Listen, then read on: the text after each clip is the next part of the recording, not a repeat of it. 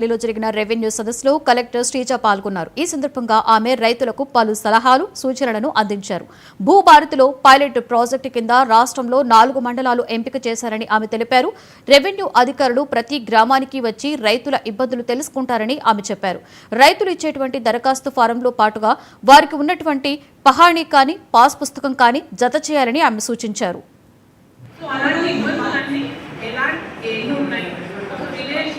For example ఉన్న జనాభా 560 ఉన్నప్పుడు ఎలాంటి ఇబ్బందులు ఉండొచ్చు, ఆ ఇబ్బందులన్నీ మనం సరి చేయడానికి ఎలాంటి విధానం పాటించాలనే దానికోసం చిన్న పైలట్ సర్వే చేస్తున్నాం అనమాట.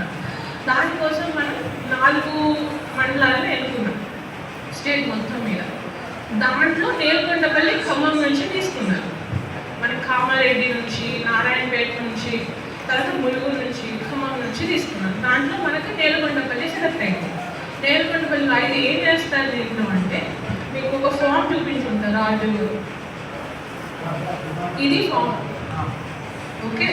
ఈ ఫామ్ ఒక 2 సైడ్ల ఫామ్ ఉంది. ఇది ఎవరెవరికైతే ఇంతకుముందు ఉన్న పోర్టల్లో ఇబ్బందులు ఉన్నాయో, మ్యూటేషన్లో కానివ్వండి, ఇంకేదైనా విధానంలో కానివ్వండి, దీంట్లో మీరు ఈ ఫామ్లో నింపి పెడతారు. అయితే 17వ తారీఖు అంటే ఈ రోజు నుంచి 30వ తారీఖు వరకు మా 2 టీంలు 6 మెంబర్లు ఉంటారనమాట.